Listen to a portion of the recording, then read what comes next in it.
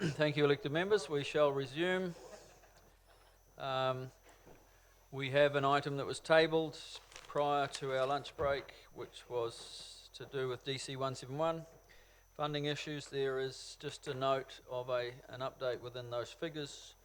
The Domain Road improvements, there is 250,000 additional funding in there for design, which brings it up to the figure which is in this update, 6815. Any questions about that, Paul will be happy to answer. Otherwise, we don't need to, it's not a late item, so we don't need to receive it. It's just a tabled item. So we were about to then take a motion on DC 171, 1, 2, 3, and 4, or however you want to do it. Is there a mover? I'm happy to go ahead. Councillor Morris will move. Councillor Granger will second. Speak to it, Councillor Morris. Thank you, Mr. Chair. Just picking up a couple of the things we were talking about in questions to the paper. The T3 or transit lane on Hewletts Road.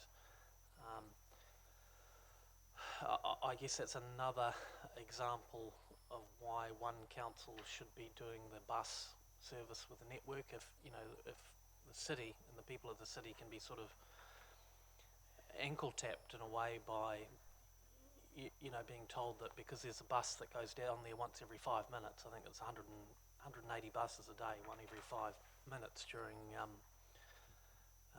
the hours that the bus operates. That that we can't have a T3 down there. I mean, to give you some context, 5 minutes is sort of between the start and the finish of a speech, to a motion in the council chamber by myself or Councillor Baldock or Councillor Robson. It's quite a long time in between, and to sort of use that as a reason why T3 can't really be considered, I think, is again just another example why one council, one entity needs to manage both the infrastructure and the buses. In terms of Domain Road, again, I just refer back to the Papamoa Residents and Ratepayers meeting we had yesterday.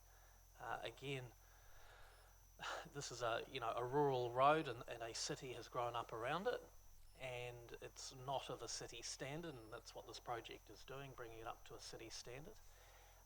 But even at that meeting, there were people who are incredibly passionate about Papamoa Transport, but there was a sizable minority of people there who were of the view that the council should actually not complete that project without NZTA funding confirmed, which I thought was amazing, given how passionate those people are about that particular project, that they would be willing to kind of be magnanimous enough to say, well, in the interest of the whole city, the council should put a stake in the ground and stand up to government policy.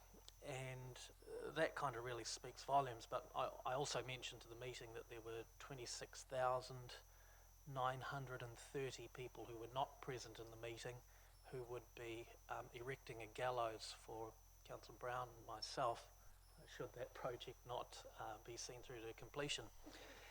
And again, I get the frustration is that our residents have paid for, it's not as if the government is giving us anything that doesn't already belong to us. Our residents have already paid through the petrol taxes and through road user charges for the subsidy that the city council gets, but we're having to top it up with their rates, and that's not right. And it's disappointing. And again, I know we're supposed to play nice with our colleagues and sort of bigger sandpits, but the Minister of Transport and the Minister of Housing has got a lot to answer for in terms of the last sort of 18 months, 2 years of work that the government's done in terms of roading and opening up the city or the country to further development. And I know that it was mentioned that Prime Minister Ardern is having a cabinet reshuffle, but I don't, I don't know if there's anybody better there to take that role. If I could be kind to my colleagues for a moment, I mean, I think I could spot a few people around this table who I think would do a good job. Councillor Brown be a good Deputy Prime Minister. I think Councillor Baldock would be a good Minister of Transport. Councillor Robson, good Minister of Finance. And I think that Councillor Kurak, after his speech this morning, would be a good Minister of Housing, heart in the right place. I think Councillor Malloy would be a good Minister of Racing, looking after the racecourse down there in Tauranga South. So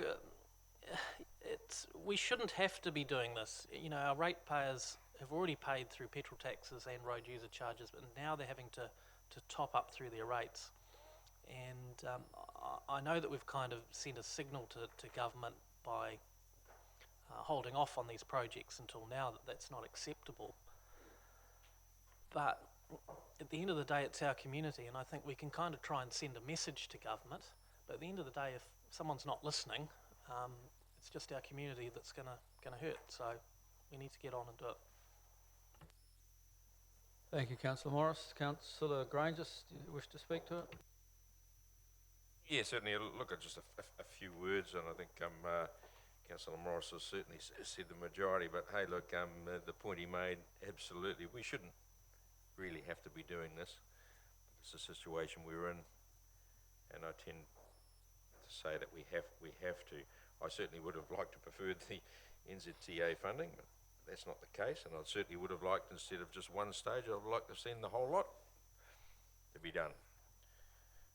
But that's not the case. To be honest with you, I've always said that 15th Ave should have stayed as a state highway. But at that time, the majority of councillors said otherwise, and that piece of road was handed back to the Tauranga City Council as a local road. And funny enough to say, and I don't mind saying it, it was about the same time Route K was bought by government. So, but anyway, this is where we are. We have to move on. At least I can say is that the community out that direction, east side of Tauranga, deserves it. Absolutely deserves it, because the thing is, they've been waiting for so long. We've been telling them from time after time after time that it will be done. So at least I can say this is at least the first step in the right direction towards the 4-laning eventually of 15th Ave. Councillor Stewart next, then Councillor Robson. Thank you. I'd like to move an amendment, please. It just involves one word, and I'll just read out. It's paragraph 3, the second sentence. It says, noting that investment beyond existing budgets and carryforwards is required, that staff will bring the issue back to the committee for approval. And I'd like to move that the words change from approval to direction, just so it makes better, improves the clarity. So changing the last word from approval to direction.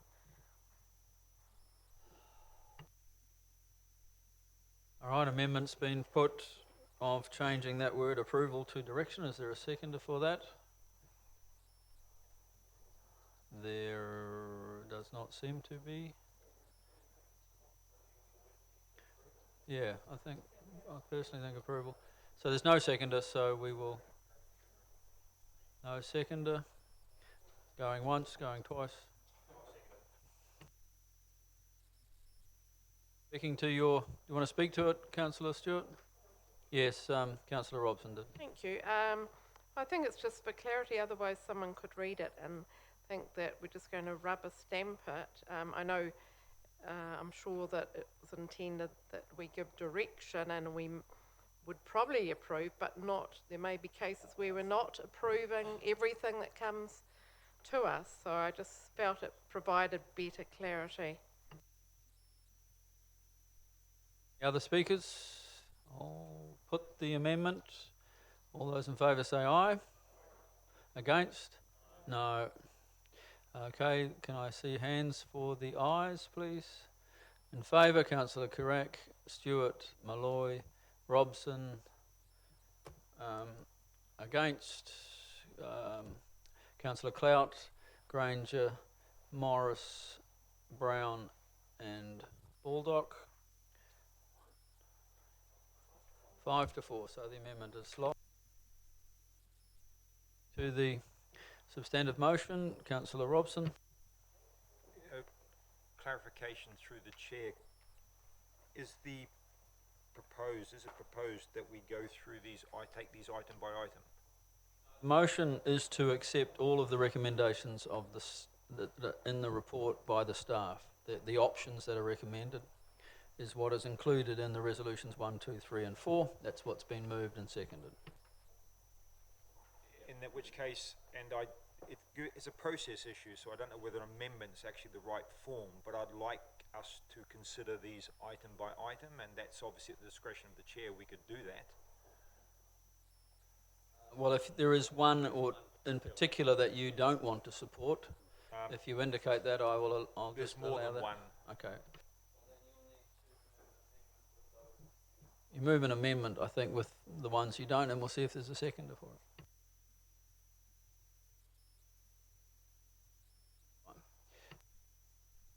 Motion. Councillor Malloy. It's quite disappointing we find ourselves in this position, I guess. We're sort of between a rock and a hard place. But we have to keep moving forward. You know, these are not nice to haves, you know, and it'll only build up in time. It's not going to get any easier, it'll only get harder. So we need to do that. The other comment I'd like to make too, you know, people talking about T3 and Park and Ride. We had a crack at that 2 years ago. We didn't make a lot of progress, but so I will be supporting. Councillor Clout. Thank you. I'll definitely be supporting it. Thank you to staff for going through those, you know, project by project and working out. Some we just do planning and no construction. Others we plan and construct, and that's depending on obviously NZTA funding. So thank you for that, staff. I'm particularly pleased to see the progression of the Tauriko West linking into that, so that can start sooner than otherwise, because otherwise we'd be waiting for years before NZTA work out where to put State Highway 29. So I'm very pleased that we can open that up as soon as possible. Other speakers? Speaking to the motion as opposed to getting clarification on the amendment issue. Look, I'm going to vote against this. I think we are sending a clear message with the second item to NZTA with regard to the cycle plan, and that will be received exceptionally poorly further up the chain. That takes away where I sit on it, but I just think in terms of sending messages, taking over 4 million out of something that says cycle plan in the context of the current GPS, you know, I think puts us, you know, clearly at odds with people. Some of these improvements, I think there's going to be an assumption made that because of the decisions made here, these things are going to proceed, and most of them actually don't take us to actually completion. They initiate something, they start something, but there's no guarantee that there will actually be delivery that's subsequent to this. And some of these, I believe, don't have community support and should be taken out and addressed in a different area, such as Arataki multimodal. I'm just concerned that we're operating under pressure. We're operating responsively, you know, reactively to NZTA. We've been hit with a list of projects. We're getting, as ever is the case, and this is not a criticism of staff, but as ever is the case, we're reacting to situations. We're getting information at the last minute. I had to raise the issue of the CapEx issues being tabled. This is not the right way to approach significant issues. We know, particularly in the area of transport, we have a track record of shooting ourselves in the foot, mixing metaphors, shooting ourselves in the foot with regard to roading projects, because we haven't thought through the implications or the messaging that goes with certain decisions we make. We are making decisions now which will be interpreted and quite likely be written in certain ways by the Bay of Plenty Times. Now, I've seen the Bay of Plenty Times, again, not through malice, but through lack of resourcing, absolutely mangle issues when they wind up in the public domain, particularly issues around finance. And as chair of Finance Audit and Risk, you know, I do tire of it. But we're back in this situation again. We should be more considered. I've got to vote no. In good conscience, we haven't done the work here. Other speakers? Councillor Carrack. I hear what Councillor Robson says, but when looking at it, I think it's a sensible way to move forward because we don't want to lose too much momentum. And it's reasonable, so I can't not support it, so that's where I'm at. Councillor Brown? I share the same sentiments as Councillor Currat. I mean, we're purely in this position because of NZTA. This is not failings of governance or staff or anyone else. And Councillor Currat's absolutely right. We have to try and make sensible decisions to keep everything moving forward. And we've been bitten before by stopping the planning, so we need to keep moving forward. I'm disappointed that there is a reduction in the investment in the cycle plan because we are making good progress in that area, but they are the least affected parties, and we do have to look after those of us that are single occupancy vehicles.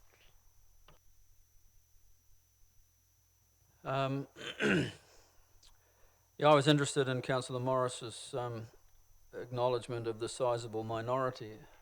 I was wondering what that was. I think it's probably the 41% that voted for a museum but didn't get listened to. I shouldn't bring it up, should I? I just obviously haven't let it go. Look, I agree with the sentiments here. We have to do what we have to do in order to progress things, to get things ready.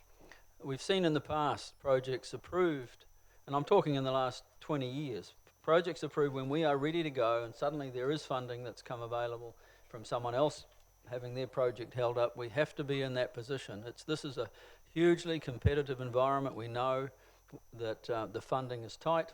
It's been over-allocated. So all of these things, I think, put us in a good position. I'm particularly pleased about us also looking at the things we can do around the city, even if it does cost us. I think our ratepayers and residents will thank us for doing what we can to improve traffic issues. One of those, I think, is the 15th Ave connection to the toll road. I mean, obviously it should have been done in the very beginning, but there were financial constraints then, and so it was built to keep it as little as possible. Imagine that was built for something like $50 million. You'd never do it today for anything like that. And also looking at the 17th Ave access for emergency vehicles, particularly for the ambulance to be able to get out onto the toll road to Takitumi Drive as quickly as possible. I hope that will be able to be done reasonably quickly. The cycle plan, if we come to the next meeting, members, we'll see the steps we're having to take in order to roll that out. We need to identify the strategic corridors first, then move to the individuals. I don't believe we're really pulling back on our investment. We'll have another LTP for those who are returned here in a few months, and I think we'll keep that funding, we'll bring it back in, but we know we can't spend it now because we can't get the extended FAR rate for some of these projects, so it's just simply pulled for now. But I think we are committed as a council to going ahead with that cycle plan.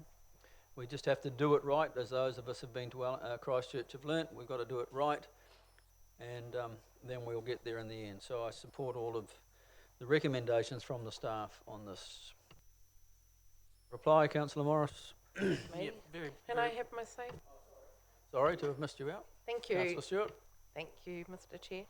So I'd just like to give my feedback based on what I hear in the community. With regards to the cycling plan, we can do all the lanes, etc., but unless there's education and understanding by the children who use them, and I've seen some really scary cycling over by Arataki when we went over there to make some observations. So you can do all it's like central government thinking about reducing speeds because it's going to save people. Well, actually, it's the people that are the problem, often not the roads, although no one would disagree that we need to upgrade many of our roads. For me, it's really disappointing that we're not looking at stage 2 for 4-laning for 15th Avenue. It's been going round and round for as long as I can remember, so it's a real shame that we're not getting onto that. And also that we can't put some funding for Cambridge Road where it meets the State Highway at Tauriko. There are small improvements we could do that would assist with that dangerous and very busy intersection. So I don't agree with all the prioritisation, etc., that's in here. And there's seismic resilience. I believe there's a lot of research going on around New Zealand. I don't see why ratepayers need to spend so much on that topic either. It's amazing what Bailey Bridges used to do to help out in times of need. So I'll support it, but I don't agree with everything that's in here by any means. Thank you. Right of reply, Councillor Morris. Yeah, very briefly, referring to the reduction in funding for the cycle plan, when we made the decision to make that budget allocation, it wasn't conditional upon, but there was a strong signal that the TFAR would be in place, and now we've been informed that that is only going to be available in exceptional circumstances. So government has sort of backpedaled on cycleways a little bit in that regard, and so we're just responding to that. In terms of again waiting or seeking to apply further pressure to government, I think that our residents require us to act with urgency, and I apologise to the Bay plenty of times, which doesn't have a right to reply, but I think they've quite rightly identified it as Tauranga number one issue.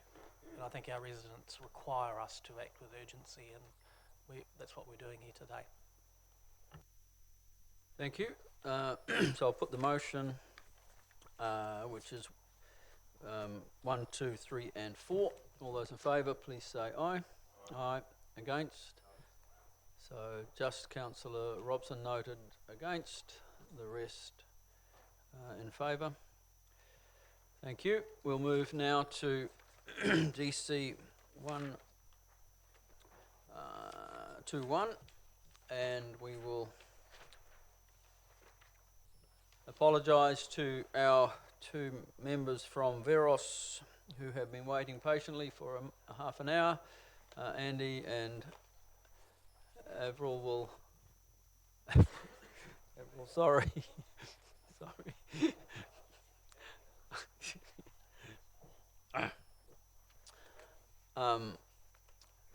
And then we will... Avril, so we will... you're going to combine, have them at the table with you at the same time? Is that right? Yeah, if it's all right, we've Yeah. got Yeah. one presentation. There's probably some slides in here which, in the middle, that Veros could talk to, and then we could conclude things. And then I'm sure there's going to be many questions. Perhaps the best way is if we just run through the presentation and then take questions at the end. If that's okay. Yeah, let me just give a little clarity. When we're thinking about the questions, colleagues, that if we're dealing with individual properties that are in the report and we want to go further in that questioning, I'm suggesting that we wait, and we will have an opportunity for questions when we go into confidential, because it could have some implications commercially for some of those owners of those properties. So if there are questions generally for the report, we'll do all that in the open, but hold any questions that relate to specific properties if we could. Yeah, they'll give an intro, yeah.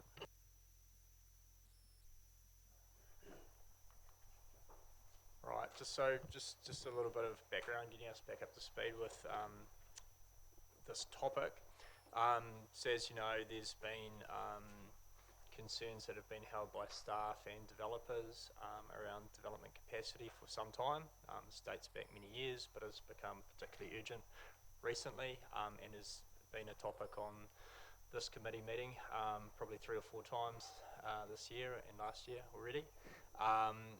Those are the issues are really the result of extremely high growth rates in the past few years, which has eaten up a lot of our development capacity, along with the significant delay in enabling new development capacity, generally things outside of Tauranga City Council's control, which have delayed Te Tumu and Tauriko West. And there has been some debate, probably less so between ourselves and the developers, but more so between I guess, ourselves and various government officials or members around how real and how, I guess, urgent and significant this particular matter is.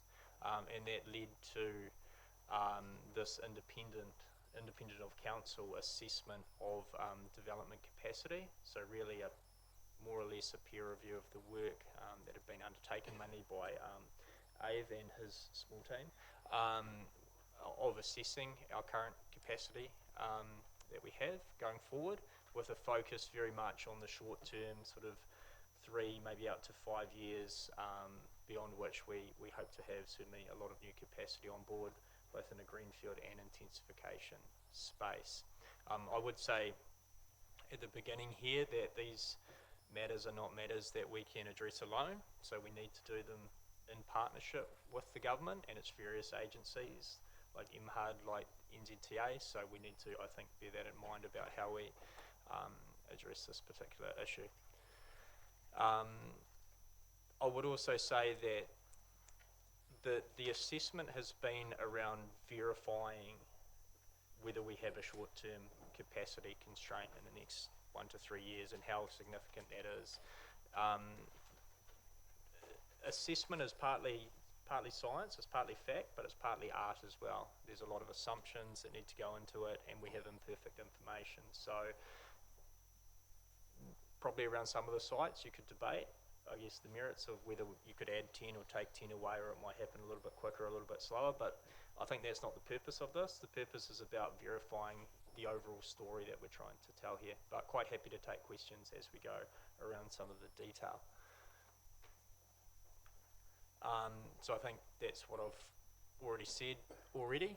What we understand largely is that there's quite a difference between what your theoretical supply is, so what's zoned and serviced and feasible to build, versus what take up of that supply is. And that's really what our key issue is, that there's a lot of land out there that is zoned, it is available for development, but it's not all been taken up, or at least not at the rate that we're hoping. And there's various reasons for that, and some of them are very good reasons. You know, we have complexities around Maori land. We have large development sites that are being developed in stages. If you're building a 500 lot subdivision, you can't kind of do it in one stage. And some various long-term retirement village projects, for instance. So that those things mean that take-up of development capacity is spread over a longer period of time than just the short term. What I'm going to do now, and we've got this key slide on development capacity. I'll just go forward just quickly, and then I'm going to hand over to Veros, which is then demonstrated through these graphs of really the same information and just some key points around the short term and the medium term. So I'm just going to hand it over to Michael and Rebecca now. Just use that to go forward if you want to point to some.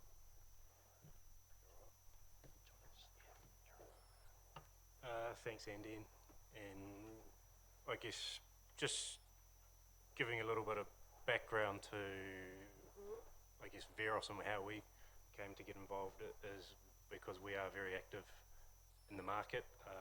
We are doing a number of, or involved in a number of, I guess, subdivisions, but as well as subdivisions, we're also active in apartments and currently townhouses. So we have a very good, broad understanding of the current market. And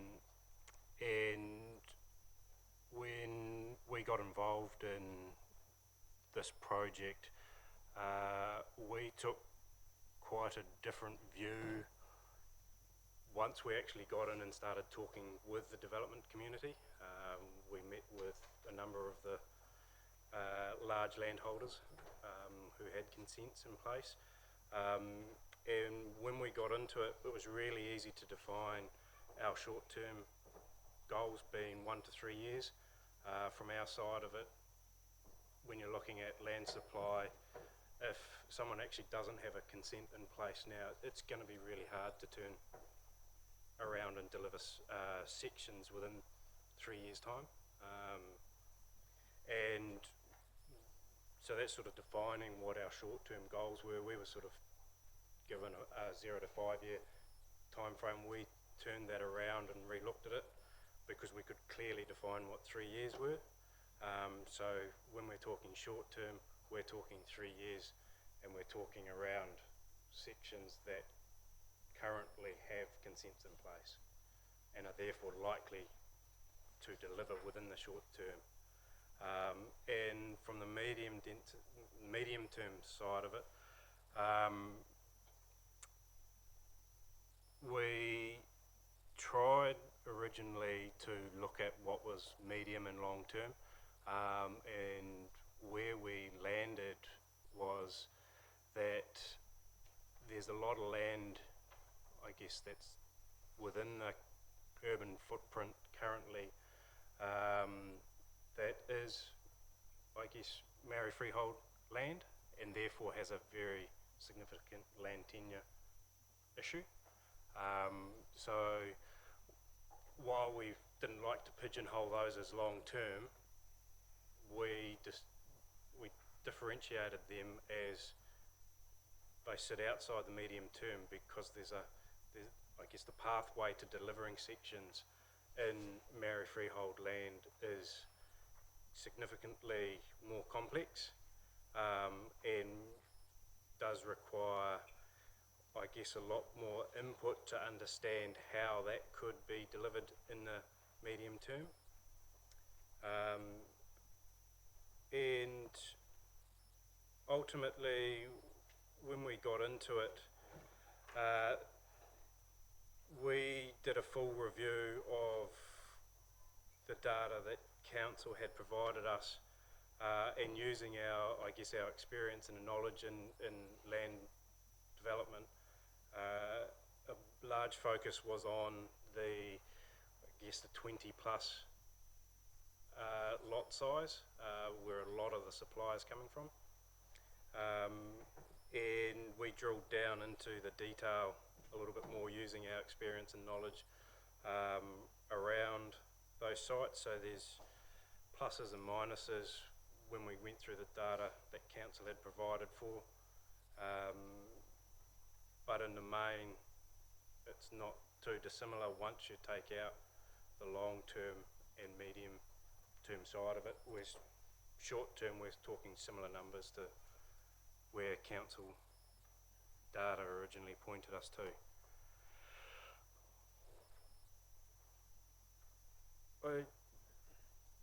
I guess, I mean, we're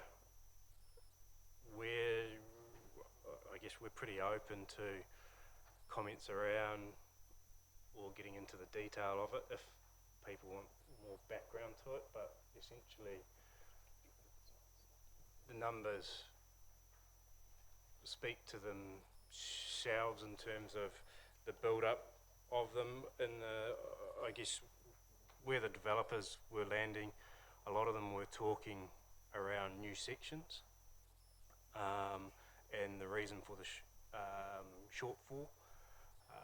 I think over the last 2-3 years we have delivered over what is the long-term supply in residential sections. So when they're referring to a shortfall, their baseline was based on what is currently being supplied.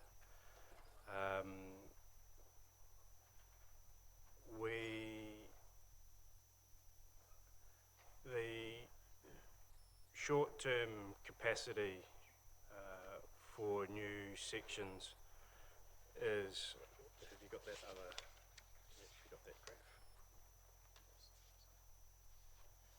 So I think best represented by this graph, which then looked at the 1,330 land required, or dwelling supply required, which was a number that's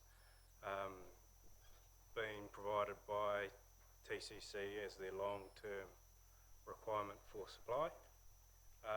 And when we broke down the sections in the short term, which is the large or the darker blue component of it, you can see we're falling short year on year I guess marginally, but the big shortfall is in the multi-dwelling units.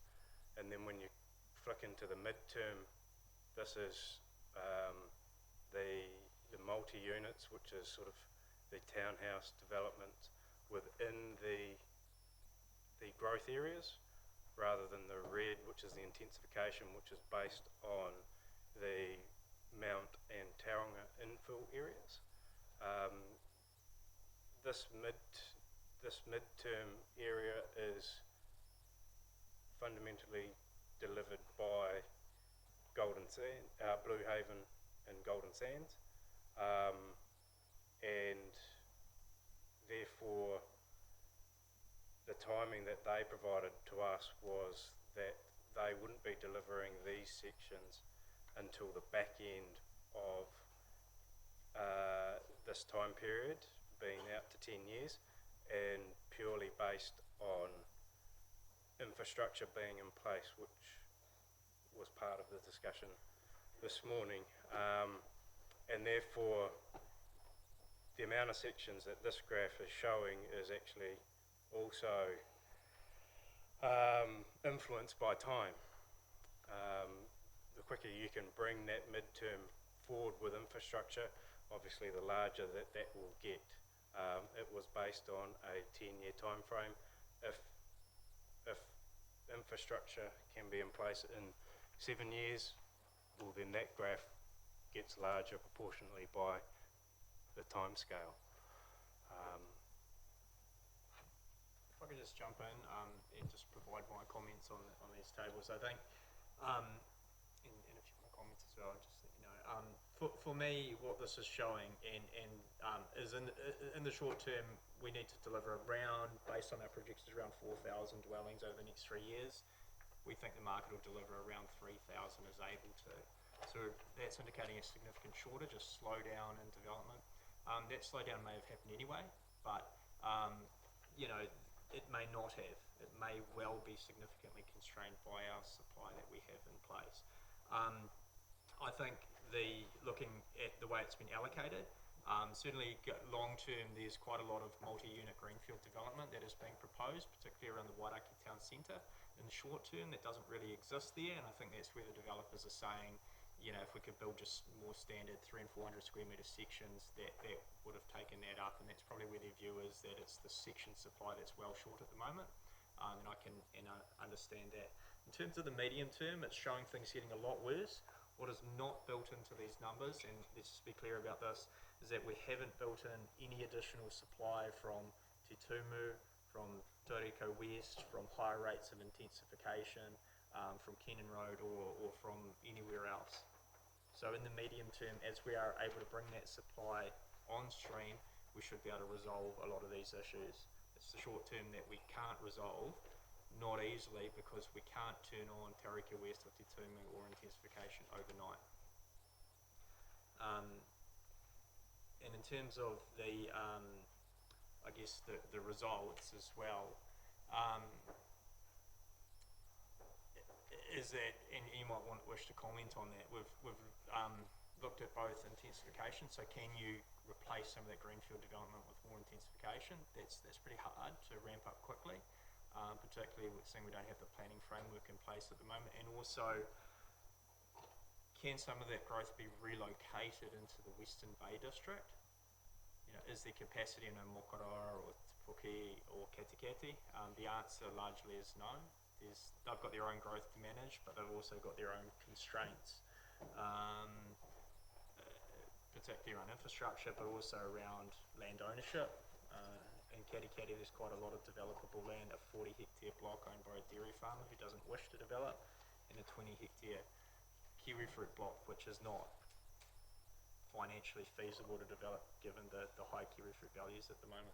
I'm not sure if you've got any comments on those issues, Michael, beyond that. So I think it's also important to just keep in context is this is not just about managing population growth and hitting our NPS urban development capacity targets. This is about our community, and there are broad implications potentially should this supply shortage really hit, around economic and job growth, around housing affordability, around house price inflation, around housing stress, potentially even around things like homelessness or rough sleeping. But there are community implications. There's also broader council implications, particularly financially. So we have a range of assumptions in our annual plans and our long-term plans around development contribution revenue, around our debt servicing costs, around rates growth. All of those, I guess, are at risk and would need to be reviewed. Should growth reduce to, say, 1% instead of, 3% where we might be at the moment. So that is all things we need to think about going forward. In terms of the next steps, there is no silver bullet. I think we've made that clear, unfortunately. What we need to do is to continue planning with urgency around new supply. Where does that come from? Te Ariki West and Te Tumu. Of course, Te Tumu is our best bet to get online quickly. Sorry, did I say Te Tumu? Te Ariki West. Smiths Farm is an option, but it has its challenges, particularly around access and access cost. We're working through that. We'll bring a separate report back. And then there is intensification, the intensification plan changes, which are upcoming, and that links back to the Te Papa spatial plan. So we'll be bringing a report and an update to the next committee meeting on those matters. The initial transport program for Te Ariki West is critical. I've already spoken about that today, and as are the Maryland access issues in Te Tumu. And I would certainly separate out what we're talking about in terms of Te Tumu is getting access through Maryland to enable other land to be developed. There is a longer term conversation that has to be had by the trust and its owners and shareholders around how that Maryland may or may not be developed long term. This is also about supporting Omokoroa and Western Bay of Plenty in their aspirations to rezone more capacity in Omokoroa as a medium term solution. And particularly important about supporting the transport investment required to enable that to happen. We know the special housing areas are gone, unfortunately. That's been confirmed and reconfirmed a number of times. So we're back under the RMA at this stage. But there are some options under the RMA around streamlined plan change processes, which are certainly not as fast as special housing areas, but can be faster than a standard RMA process by removing things like appeals processes. We will be investigating those. A number of councils, such as Porirua, are doing exactly the same thing, so we think there's real merit in looking at this, given the situation we find ourselves in. And we need to continue our discussion, our partnership and engagement with the government to try and line ourselves up more closely with the way forward here. So unfortunately, yeah, as I said, no silver bullets, but I think we need to continue working on this track. And I think that is the last slide.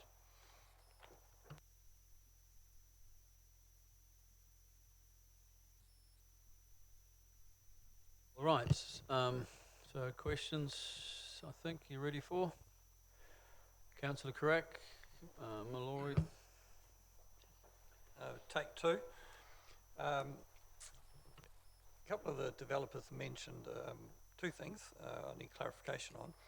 One is including retirement villages and the numbers, the appropriateness of that, and also regarding Hamilton and potential to include in the short term some increased intensification via infill, as mentioned, is occurring currently in Hamilton, and the figure was 50% of the consensus in infill.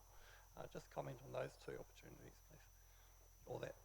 So in terms of the retirement villages, when we do our dwelling projections, it's based on all dwellings. All dwellings include retirement villages. So in this report, where it talks about dwellings, retirement villages are included. Where it talks about sections and separately, I think we've sort of got an average of around 1,100 sections per annum. That would exclude retirement villages, so I think that's where we've made that distinction. Looking at, things going forward, the retirement village sector is very well catered for. in terms of projects underway and land set aside for future retirement villages. It's the larger greenfield master plan communities where there's a lack of section supply, and we would fully agree and endorse those comments made by developers around that. That is where our biggest constraint is at the moment. In terms of Hamilton, so I've been engaging quite a bit with Hamilton over the years and very recently as well. So Hamilton are in a space where a lot of their 50% of infill and intensification is still driven by rear lot subdivision. So that's your 2-lot subdivision. What we've largely seen happen in the last kind of 2 or 3 decades in Tauranga, they're sort of in a catch-up phase there. In saying that though, they do have some much more enabling rules around duplex development, and they have some real drivers of intensification in terms of the university community and their large base hospital, which is driving terraced housing development and things like that in their city, and more recently apartment building, medium-rise apartment building in their CBD. So we're in the space of trying to catch up around their planning rules. And our plan changes to our city living zone, our residential zone, our commercial zone are all about trying to put us on a sort of level or even a better playing field to enable intensification and change within our city that other cities are already experiencing. Councillor Malloy, were you next? Then Councillor Clout. It's a little bit out of left field, but given the urgency for making land available and also Housing New Zealand's interest in it, Smith Farm, in terms of access, while we're just trying to, say, develop it before you're in a position to be selling, and while we're developing more permanent access, would it be possible at all for, in order to develop that land, that you had a left in and a left out off Route K, that's, there's a slip lane with a left in and a slip lane with a left out, so that we could get on with the development of that land while we're sorting through the access problem? Veros are actually doing our feasibility work for Smith Farm as well, so they can probably comment on this. But the issue with Smith Farm is it's a raised upper plateau. It's just roughly 30 or 40 metres above Route K. So even any type of temporary access issue is going to be very expensive to get in there. And I suspect you will be challenged to getting sort of approval out of NZTA for that sort of thing. The other issue is you don't have services in there. There's no wastewater services at the moment, nor water supply, so you've really got to do it properly.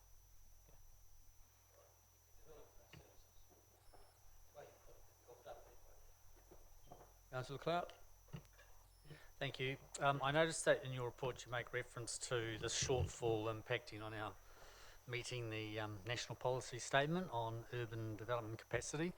I'm not sure if this is a question, but I just note that it doesn't seem like there's any actual consequences of us failing to meet this, short of the government coming in and, just rough-shotting over everything we're doing. But do you have a comment on what the implications may or in theory will be, but actually in practice won't be from the government?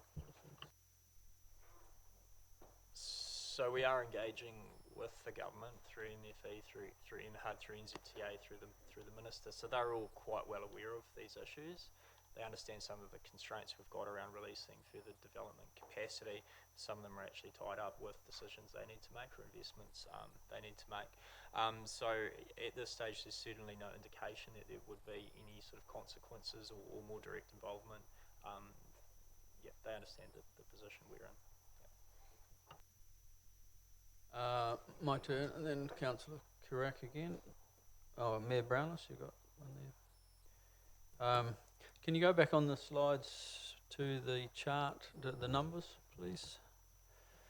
Yeah, just the multi-units and intensification. So I assume what you're dealing with there in intensification is on the ground, the splitting of a section, that as opposed to intensification that involves townhouses and so on, because we know that accessible properties have that in mind throughout that area. It's also part of our Te Papa intensification. I'm just surprised that there's a 0 in there. I know it's the short term and I know it's 1 to 3 years, but they could well move, I would have thought, within 3 years. So I think it's probably just not clear in terms of how it's named there. Intensification is effectively within the existing urban area, so that includes accessible properties, whereas the multi-units is looking at what's happening in the greenfield areas. So it's the 1234 is effectively what's included in almost, I think, only Blue Haven's town centre, Wairaki town centre proposal. So those are like apartments and terraced houses that are planned going forward. Okay.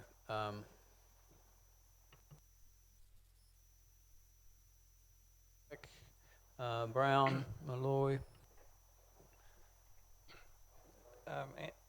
Andy, you referred to MB and discussions around, where TCC is, what the government's intent is around delivering more housing. So in terms of government's urban growth agenda, which I thought was something quite exciting, is not turning into that and not having the teeth that we're all expecting it to have to come in and transform housing and land supply in a shorter time frame. Is that all that rhetoric and actually not going to happen? Can you give us a little bit of feedback on your take on government's urban growth I don't want to be on the front page of the paper, but so they've obviously got a very ambitious agenda around transforming urban communities and building cities. We've seen with Can We Build That, it can be challenging to make really quick change in that space. They're looking to put in place some tools such as the Housing and Urban Development Agency, so things take time, and then once those tools are in place, hopefully things will get rolling at a faster rate of knots. Currently, but sorry, those not in the short term, not in the next 3 years.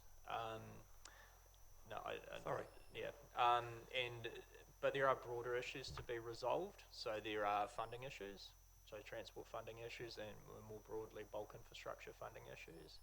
Those things are still being worked through other processes, but we know some of our projects are heavily tied in the Western Bay to NZTA investment, which some of that investment, just to be honest, does not fully align with government's transport priorities. So there is a matter there that needs to be resolved, I guess, at a higher level. We also have issues that simply other metro or urban areas don't have around multiple and Maryland, and those are going to always be sensitive issues and difficult issues, and issues that I would suspect the central government will not be wishing to get directly involved with. So we have some unique challenges, and the urban growth agenda of the government will support us and will support growth in Tauranga long term, but it's not a solution to our short term issues we face in the next 3 years, in my view. Mayor Brownless, I missed you out before, and then we'll come to Mayor Brown. Councillor Just regarding to Tauriko West, how many houses were we hoping? It was about 3,000, was it? Yeah. So currently we're planning on around 3,000. There's more detailed work to go, and if we can push densities up, our working assumptions are between 3,000 and 4,000 houses. And looking at the transport situation as it is there any chance of putting that in, given the absolute chaos down there at probably 3 or 4 hours of the day? So what are we going to do about that? How does that come into our planning? So our, initial package of work should make substantive improvements to how the network performs out there, but probably not enough improvement to allow all 3,000 or 4,000 houses to be built.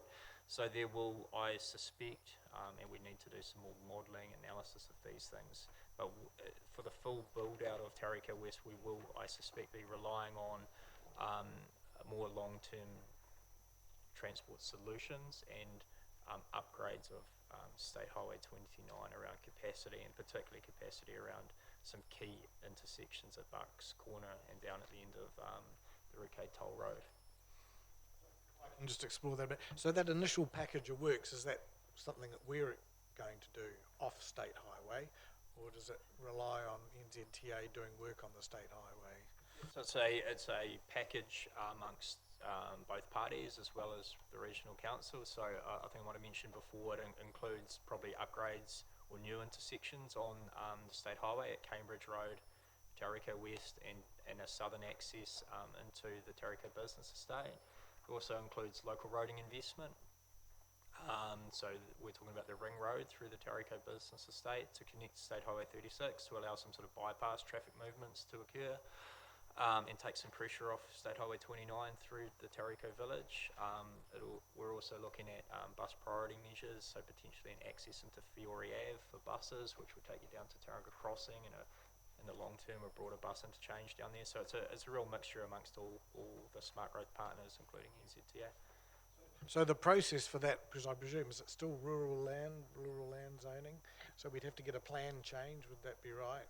And then to get that plan change, that will be up to the community to submit to that. And one of the things that I imagine they'll submit on will be the transport of the roading. So without the necessary faith that this is going to happen, I imagine that most people are going to be fairly well opposed. So I just wonder if you've thought of, what's going to happen there. No, you're right there. So we need to go through a plan change process. We'd be looking to notify a plan change probably early next year. There's certainly going to have to be some very strong staging provisions in the plan change, which tie sort of how many houses can be built to certain infrastructure investments, and that should enable at least the first stage, or maybe let's say a third of development to happen before the more strenuous triggers kick in around more substantive state highway upgrades. But those are all matters to be worked through, but that's typically how we'd look to manage it. And I fully agree, and we face the same issues that the community or the Western Bay community face with further development in Mokoroa and the issues they've got on the highways. Councillor Brown? Thank you. I just noticed there's no mention of Papakainga housing at all, either in the short or medium term, so that's just a comment.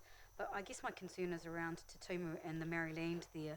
A Facebook page was set up only 3.5-4 weeks ago called Save Tumu Kaituna. It's got 700 followers and every comment is negative about the sale of the land. So can you just give us an update about where we're at with that particular, whether it be Christine or Andy, where we're at and how many snags are we likely to hit, and is there some concern there? So firstly, the Papakainga numbers are just built into these general numbers here. They deliver new dwellings, new sections, that sort of thing, so we're not ignoring that. In terms of Te Tumu, so you'll be aware that the application from Kaituna 14 the trust went through the Maryland court processes and was unsuccessful. And now they're in the Maori appellate court process, so the trust has appealed the decision. That appeal was heard last month in May, and so I guess the trust is, and as we all are, awaiting a decision there. There's some separate action in front of the court between the trust and some of its members, and that how that goes may depend on the decision of the appellate court. And certainly the next steps will be determined by how favourable or not the decision is. Should the decision be unfavourable, certainly there's going to need to be a lot more engagement between the trust and its members to try and resolve their differences, and hopefully look to push towards a further application back to the Maryland court. As I mentioned before, our key interest is in securing access through the Te Tumu Kaituna 14 block. And that's where we will be focusing, I guess, our efforts and resources and working with the trust going forward. Yeah, but it's still a matter that remains unresolved and is a significant risk, and timeframes are quite uncertain in terms of going forward resolving it. But there are quite a number of options and pathways that can be considered. Just a question of you, Councillor Brown. You said the Facebook page has... It's called Save Tumu Kaituna. are opposed to the sale of... Is that not just a bit of a misunderstanding about what's going on there? All kinds of commentary. Just have a read of it. It's very interesting. Next question is Councillor Malloy. Sorry, could you confirm, please, the total hectares that are in the spreadsheet, and then the total that is consented difference between the two. We can't do that right now, but we can go away and come back with some information on that. I just thought it was quite interesting because looking at this, there's not a lot, especially the ones that are 10 hectares or more that are consented. There's some, but the percentage isn't high. So there's a lot of rats and mice in there that are consented, but not. So I'd just be interested in that figure because, as you were saying before, the consented land is one thing that can happen quite quickly. If it's unconsented, you're looking at 3 years. So you know, it's that'd be interesting to know. Thank you. Just a comment before Councillor Currack, but based on our conversation yesterday, I sent an email to Andy and Ave, just asking if we could have that reformatted so we see some of the breakdowns in short, medium, long and totals below them in hectares and lots and stuff, so that we could have another look at it in due course perhaps, which I think will be helpful for us. Councillor Currack? Yes, Jim, that would be helpful. And just picking up one of those light items, which was an orchard block and in the category of being unlikely. That would be because I think, as you mentioned before, Andy, about the value of kiwifruit orchards in terms of the raw land cost to develop. Is that a real obstacle at the moment? Certainly is. We've looked at a number of kiwifruit blocks over the years, including where Andy mentioned in Katikati for clients of ours, and effectively the underlying value of even green kiwifruit doesn't stack up to residential. So there's no real incentive to sale. Oh, it's incredible given the little change in the value of residential property, and it's surprising. It shows you the uplift in kiwifruit values. The other one was Te Tumu Maori Trust Land. So you mentioned a couple of options, and that would be the Public Works Act, etc. Yeah. No, that's not available to multiple. Now you're going to get yourself on the front page, I think, Councillor Currack. No, sorry, the Public Works Act is an option, but it is certainly not a favourable option, and not an option that we would be exploring at this point in time. So there are options around things like Maori roadways, around land exchanges, which could be very much more palatable to landowners. Thank you. Councillor Robson? I suppose looking at the Veros report, I'm struck by the conclusion at the bottom of page 33 of the report. It doesn't hold much hope. And it's important because we talk around this topic, and I have some concerns over some of the numbers and some concern over the depth of analysis, but the substantive point is that this confirms what the developers have told us, what the market's telling us, what the level of homelessness tells us. And so we're being told by numerous sources, some with more credibility than others, but there's a consistent message here. And I suppose I'd be interested from Veros about what they would do. They claim to have significant level of expertise in property. I don't know whether that was in the brief, and I don't know whether you're prepared to supplant Councillor Currack from the front page of the paper, but we're looking for solutions here, not repeated messages of what the problem is. So if someone's prepared to step up, and Veros is prepared to step up and say something, I'd really appreciate it. Your conclusion's quite definitive and disturbing. Clearly, I don't want to replace anyone on the front page of the paper.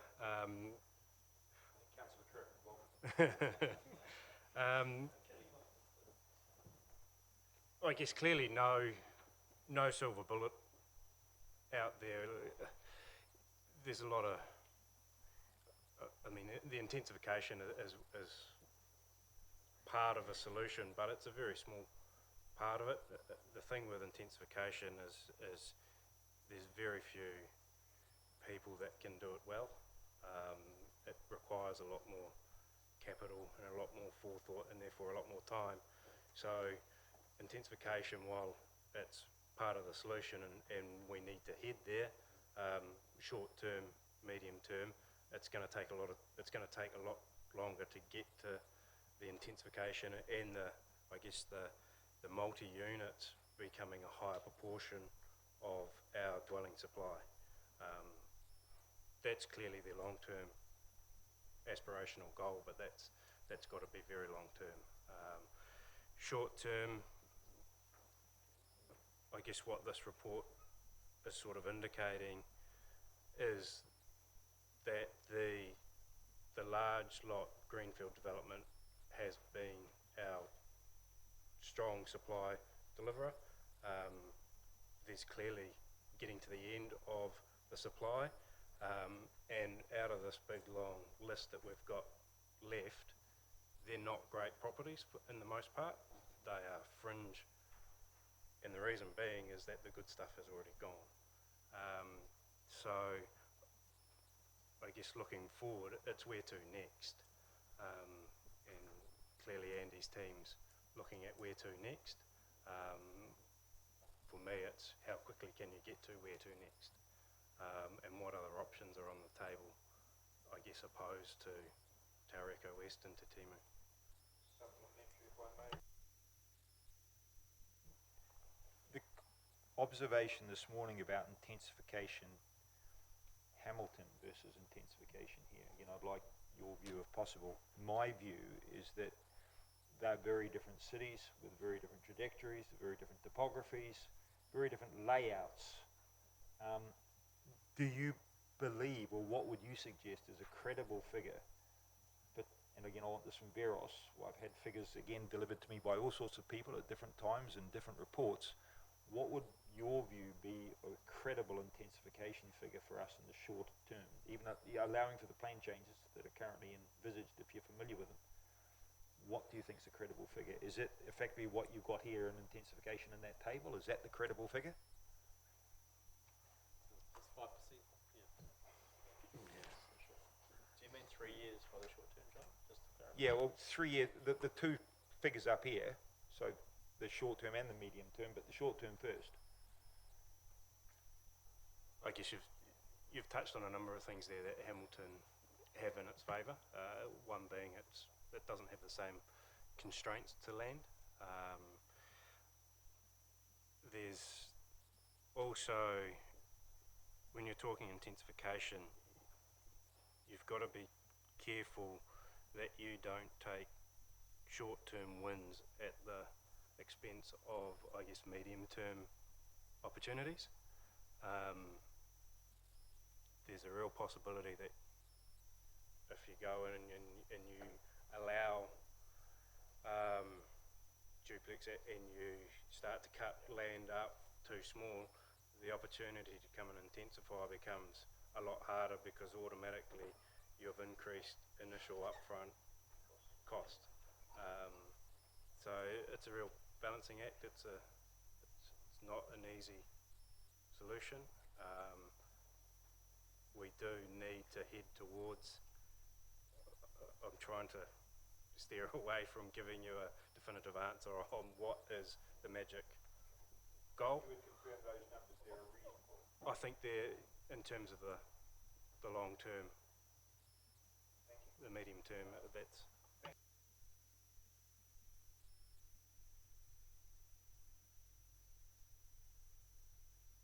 Could I just add that what we did find was that there was an increase when we looked at the SHA sites. So in Tauranga, those that had been consented, that were working through delivery, they certainly increased that number for multi-unit and intensification. And it is an area where ongoing communication, as Andy's mentioned, with central government about what those alternative options look like and the benefit that was gained through that change of legislation for the short period of time did show some difference in order to increase those matters. Yeah. Ask in response to that, would it have made a order of magnitude difference to the level of intensification we're talking about here? because that's quite important. You know, to go from the 5% we're looking at to the 50% that was paraded in front of us this morning, right? That's an order of magnitude change. That's 10 times. The SHAs, I don't believe, got close to that. No, thank you. Can you comment though on intensification? The figures we've tended to work on have been intensification within existing areas, whereas we have seen considerable intensification in greenfield areas in terms of what we used to see, but that hadn't been getting recorded in our smart growth kind of tracking, Andy. I mean, it's been raised by some of the consultants in smart growth as well, that we've needed to have a re-look at how we were tracking. Yeah, so the way we've measured intensification is largely to say that any type of dwelling that's built in the existing urban area, so anything that was kind of urbanised before the 1990s was counted as intensification or infill development. Anything in the greenfields was greenfield, so not really looking at the typology of what was being built. So an apartment or a retirement village in a greenfield area was greenfield development, even though it could be quite intensive. So absolutely, we need to look more broadly at how we measure things. There are some measures through Stats New Zealand who measure things by apartments, multi-unit retirement village, standalone, etc. So we're looking at those. There's some maybe data issues with some of it, particularly around comparability, but with other centres. But that is part of the picture. The point being that our city has been intensifying at a greater rate than just the 5% we tend to sort of look at with there. But Councillor Currat, is it supplementary? Just on that topic, happy to supplement that. Recent research produced by one of the property websites points out that we have the second smallest lot size of anyone, second only to Hamilton. Hamilton just creeps under the 600 metres. We are the next smallest in terms of average lot size of any of the metropolitans. So those people that believe that we're, still have this picture of us whacking quarter-acre sections over fertile land, they are so far behind in terms of what the facts say, and it's important to remember this. Right, Councillor Currat, then we'll try and come to a resolution. Just a question around the various, what you raised around the Hamilton situation and the potential here where you compromise higher level intensification by going in and approving low density intensification like a second dwelling in the backyard. Because of that increased upfront cost, if someone wants to amalgamate some sites, I mean, it's going to cost them a heck of a lot more. So moving forward and looking at the city plan review and accommodating some increased intensification in terms of infill, but not wanting to compromise the whole suburban residential area, is there an opportunity to take that into account and preserve certain areas, and thinking Te Papa Peninsula, or some pockets around that wider suburban residential, to actually in the future accommodate some higher intensity, thinking about areas next to shops, etc. I know we went through the nodal thing a few years ago, but basically, are we going to take that into account to try and preserve some future opportunities in terms of higher density?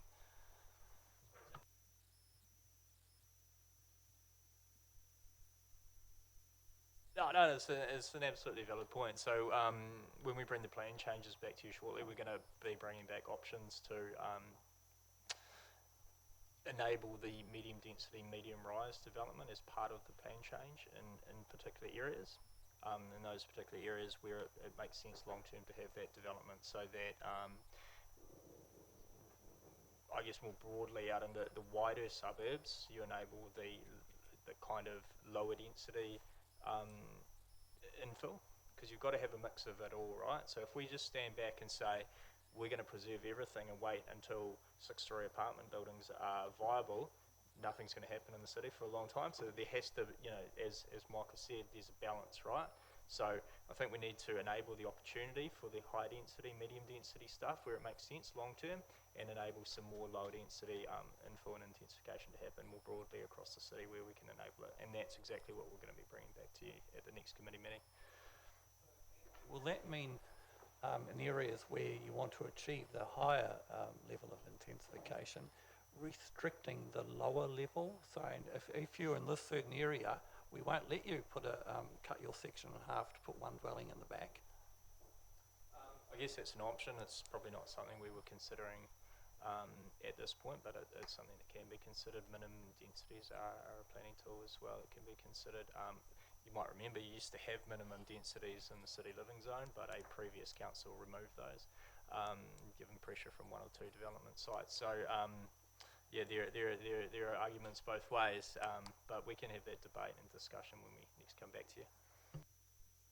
Right, let me propose, if I may, a way forward. It seems to me after the good discussion we've had that we maybe don't need to hold back on passing a resolution before we go into confidential. There will still be an opportunity if you want to ask some questions about individual properties that were in the report, but I think we've been given a signal from Andy that we will have some further discussion about this at some time future. So rather than delay, if there's no objection to that, I'm happy to move the motion and second it, and then we will pass it or whatever, and then go to confidential. I'll ask our staff to remain and Rebecca and Michael to stay, and we can ask any questions then if you want to. Unless that question is going to influence the way you vote, then there would be no need to hold up the resolution, if that's okay. Everybody okay with that? So I'll move 1, 2 and 3. If there is a seconder for that. Thank you, Councillor Kirak, just got in there. So look, this receives the report. The report was important for us to prove what we've been saying. We've had our own staff saying this. Initially the developers came in here, then our staff agreed. This is the confirmation that we're not playing games here with the government, that we've had it peer reviewed, if you like, and there's been additional information come out of this work by Veros, which is useful. And we get to B, which is it notes the significant projected shortfall. We have a problem, and it's a well-tested problem. We're not making this up. We're not trying to use this to just get funding for something here. This is the reality of the situation. And C, it notes the urgency of addressing these matters in partnership with other smart growth partners and the government by enabling large-scale new residential development capacity in the city and broader western sub-region as quickly as possible, which takes us, of course, to smart growth. And this is valuable for us in our ongoing conversation with them. I appreciate Councillor Malloy making the comment earlier that I've been raising this often in smart growth. I've been on smart growth for 6 years, and then originally in the very beginning, back in 2002. I don't share the view that smart growth has been an abject failure, because it has done a lot of things for the city. It has, committed us to a 50-year planning study, and out of that there has been a lot of very good work done. And the time when I was in central government, I saw how smart growth enabled us to get the attention of central government and got funding for many things that we would not have otherwise got, because we were working in a partnership with Western Bay and Regional Council and NZTA and iwi and so on. So I think there have been good things, but in terms of avoiding the crisis we're in, clearly it has been a failure.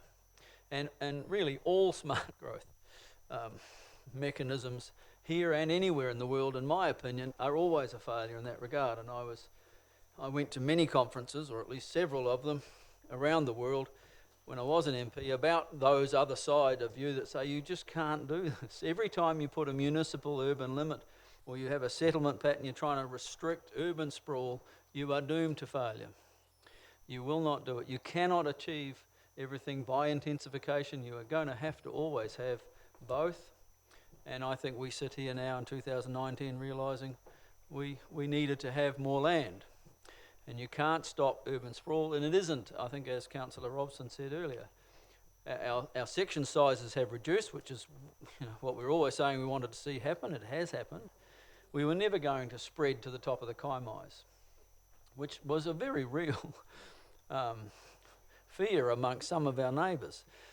So this report helps us in our conversation ongoing with smart growth, we have got to see our boundaries change. We have got to still have greenfield development, and we're caught now with not having enough, and we're going to have a problem for a number of years, but hopefully we will get through it. We will find ways of finding little pockets of land here and there and get through, and we will eventually get the support we need from central government in regard to transport in order to open up more areas.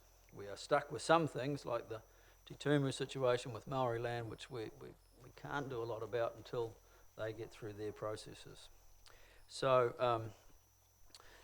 I'm happy to move it and then move on to solutions. We've got to find the solutions and enable our city to grow. It is, as I've said so often, the 5th largest city in the 4th smallest territorial area. You just cannot continue like that without a problem like this occurring.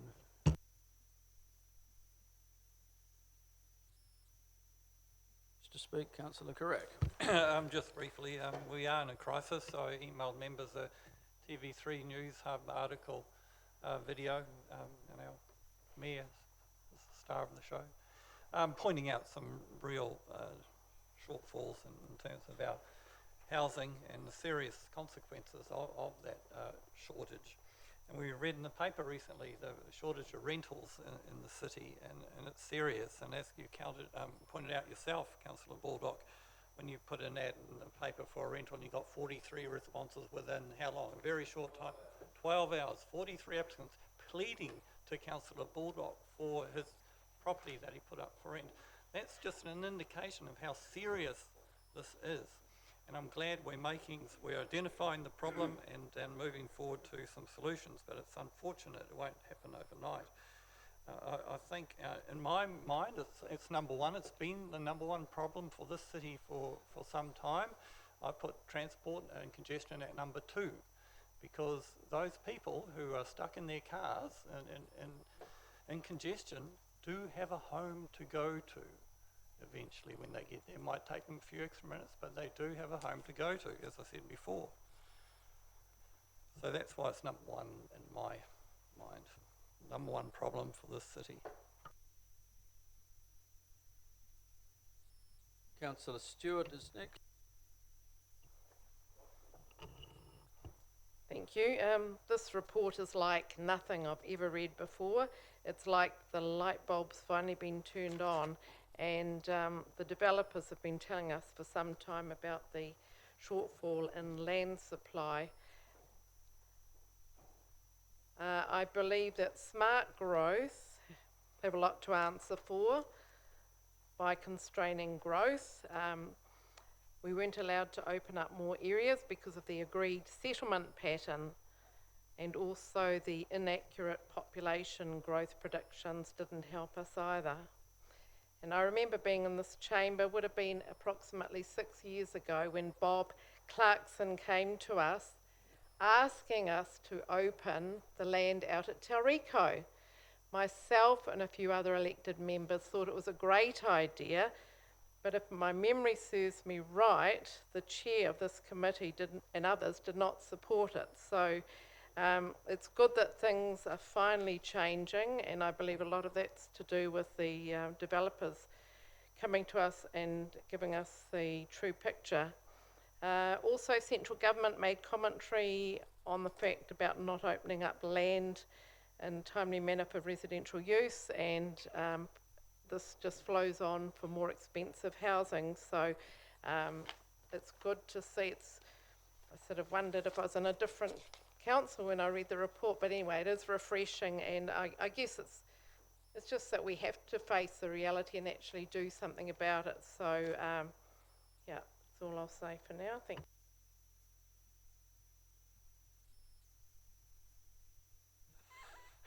Councillor Robson. It's been a long day, Mr. Chair. I'd like to move an amendment, D, which effectively would run that the Urban Form and Transport Development Committee recognises the importance of the need for significant investment, beyond the capacity of Tauranga ratepayers, in a complementary increase in transport system capacity for the city and broader Western Bay region. And if I get a seconder, I'll speak to it. You need to give it Up for everybody to read through. Can I bring it over? Yes. It is please, yeah. drafted. Small adjournment for a couple of minutes.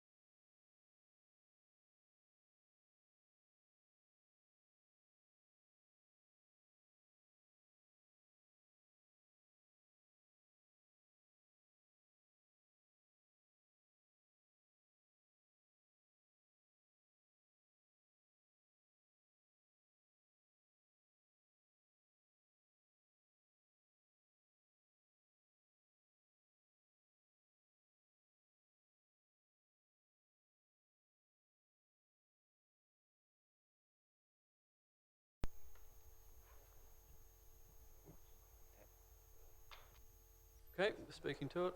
Thank you.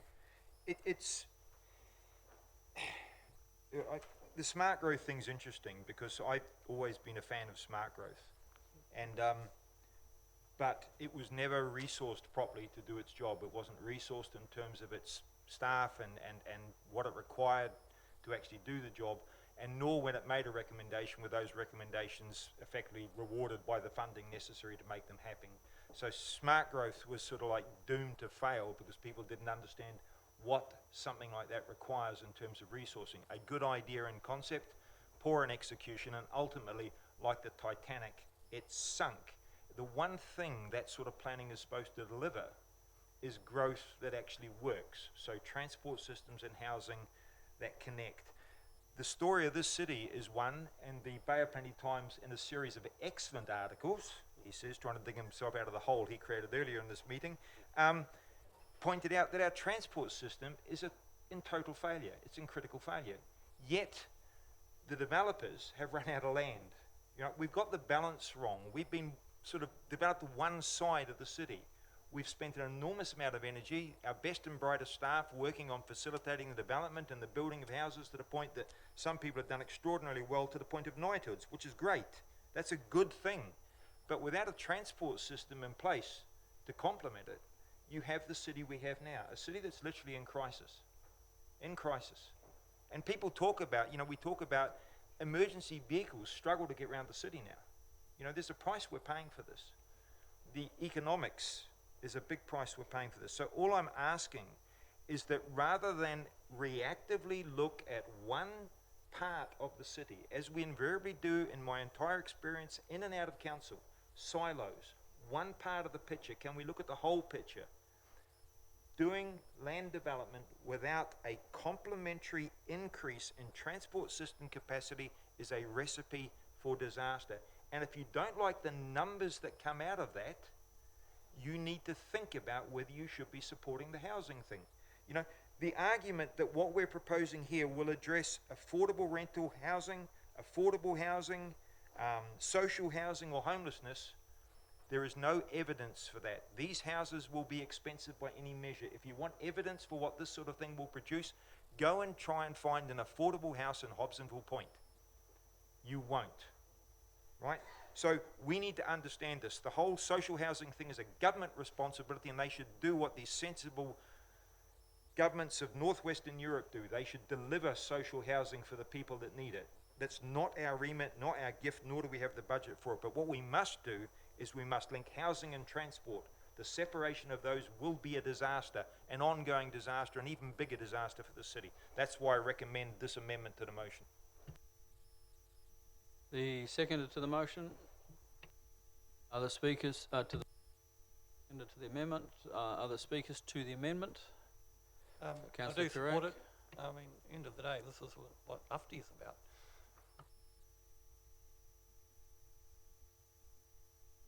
Councillor Stewart, are you wishing to speak to the amendment? Thank you, and well said, Councillor Robson. Totally agree with you.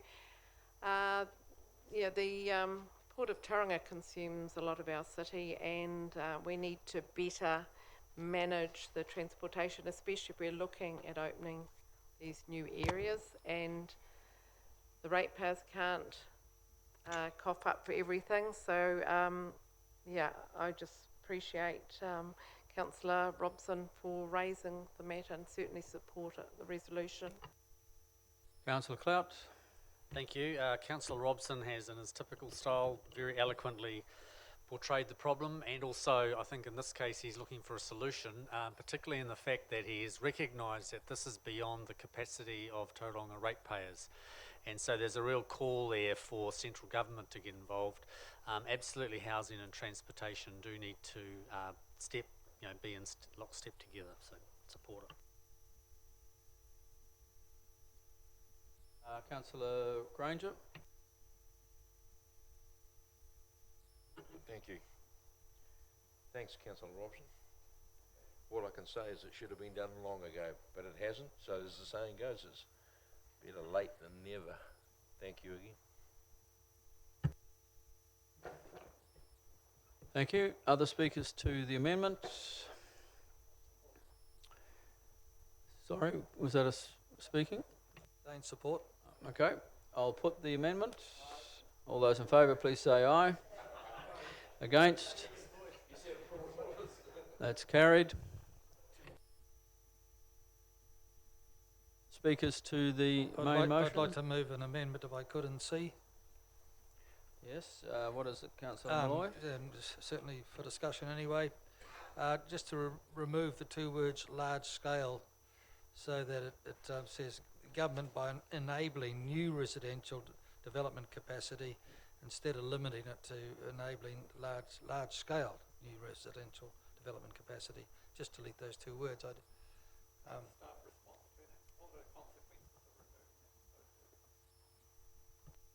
The purpose of having it there was to note that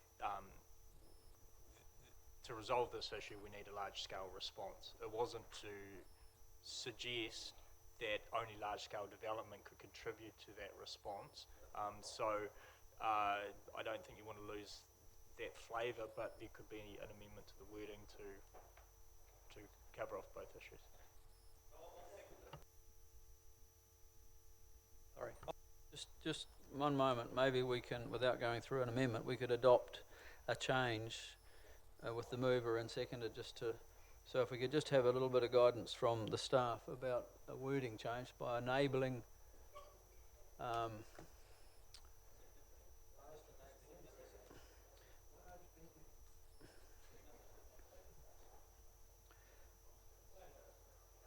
Through the list, there's some which I wouldn't include as large scale, but would deliver, housing to, especially put together.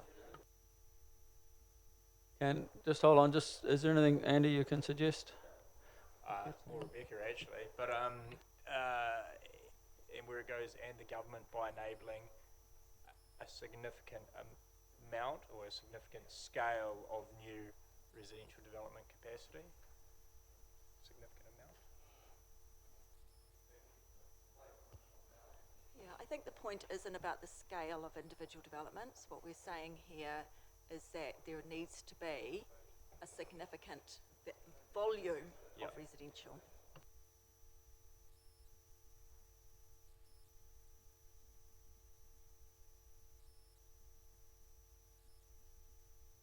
capture what you were wanting to achieve, councillor Malloy? Who was my seconder? It was councillor. Were you originally councillor Morris? Councillor Curate, that's right. You happy with the amendment? We'll adopt it in. Okay, so we can continue on. Speaking to the main motion. Malloy? Oh, well, yes, speaking to the main motion, yes, absolutely support. You know, we find ourselves in a difficult situation here. It's a, to some extent, it's another bad news story, which we don't need. But, you know, I believe we are masters of our own destiny here. I don't think smart growth is a failure. You know, as Councillor Baldock pointed out before, it's had many achievements over the time, and there's nothing wrong with the vehicle. It's you know, it's the trouble is the drivers went to sleep at the wheel. And you know, we had a good vehicle. It's achieved a lot, but over a period of time, I think we lost track of what was going, especially during the GFC, and everybody thought. You know, I can remember people around this table saying, "Oh, you know, smart growth's got us wrong. It's not going to happen. We're not going to get these growths that we were talking about." Well, I'm sorry, we did, and we collectively will have to take responsibility. When we talk about smart growth, that's talking about us, you and I. So we have to take responsibility for that, and we went to sleep at the wheel. We can't just blame smart growth out there. So I will support. Thank you. Any other speakers? Have you spoken already, Councillor Russell? Okay, you may speak then. Thank you. Yeah, look, I have a concern that people are going to either collectivise responsibility in a way that's unfair to some, or rewrite history, which will deify some, and both of those are incorrect at the current situation. So I don't want to go back, but I think moving forward, we've got to take the lessons of the past with us and really not forget them. The reason you look back is to learn, yeah, not to try and score points in that sense. So, you know, looking forward, AFTI has an enormous responsibility, and for the record here, I am concerned about AFTI, because AFTI is the delivery. It's Smart Growth 2. It's, you know, there was original document, Joint Officials Group document of some 15 years ago now, which effectively described all the issues we're discussing here today. The only thing that was wrong, in my view, with that document is it didn't have the right numbers in it. It refrained from telling people what it would really cost, with a view to, if you like, making the numbers more acceptable, and it compromised everything. If you go back and look at that document, it's freely available, Joint Officials Group document, you will see that there was a figure given for what we needed to invest, and everyone said, no, that's far too much, and effectively tried to nickel and dime it down to half what was originally proposed. The result of that is we never committed to investing in the infrastructure we needed to invest in, and we wear that today. Now the lesson is, going forward with AFTI, we must not nickel and dime this. We must recognise the real costs, and then we have to have a serious discussion with central government, with the JOG, with the Joint Officials Group. The Ministry of Finance was there in the team. We need to be back in that situation, reset, start again, and make sure this time we don't resile or take, you know, fright at the numbers, but actually set to address them, set to fund the future success of Tauranga. If we don't do that, shame on us. Any other speakers? Right of reply. I think Councillor Robson raises some good points about the jogs that were the jog that was there. I'm reluctant to talk about it, otherwise I'll get comments about trying to rewrite history or deify somebody. But it was an excellent process, birthed by Smart Growth and central government. I don't agree with him about having not been realistic about the costs. They were the costs in 2004 and 5 to develop what was then the Strategic Roading Network. And Minister Transport came to town with a cheque for $150 million plus the tolling on the new bridge, and it was well and truly worked out. that we could achieve what we needed to do then, which was simply the ring road being grade separated, 4-lane and so on. But time has moved on. We're now looking at a 4 billion cost because there's other things now that are required. No one back then was talking about the grade separation of railway crossings and so on because of increased freight and all the rest of it. AFTI is our answer right now. It is the best thing we've got going. It has taken a while to get it up and running, but we are now focused on it. I believe it has to be embedded in smart growth. We have to work with our smart growth partners and the government in order to get out of this problem we're in. I think Councillor Malloy, whilst not revisiting history, reminds us of something that had an impact upon where we are at, and that is the GFC. If you look at the chart on page 18, when a few of us were sitting at the smart growth table and we were delivering 137 and 158 sections a year, suddenly, with DCs, going down massively, we at the time didn't realise, and Councillor Malloy did actually, kept saying it'll come right, but very few saw the world recovering from that, with countries looking like they would go into bankruptcy. But it did, and it came with a rush, and we've had to catch up. So we need to not throw rocks at this time. We need to actually get together now and come up with the solutions, work hard for the people of the city on our intensification efforts, on development of new areas that we desperately need. We have to argue and debate at Smart Growth Table and win this so that we will see solutions that nobody wants to see. The price is going through the roof. Nobody wants to see housing stay the way it is. And I hope that within 5 years we will have seen this turn around. I can't see it happening any sooner. Even with all of the stuff that we need to have happen, it's going to take time to get there. So, shall put the motion with the agreed amendment in D. All those in favour, please say aye. And against, that is carried. Thank you very much for your report, Veros, and your participation today. That's the end of our open section. If we can have a mover for going into confidential, for the confidential section, and that will include the invitation for Michael and Rebecca to remain. That's okay. Councillor Clout moved, Councillor Brown seconded. We'll just wait a moment. I'll put the motion. All those in favour say aye. Against, carried.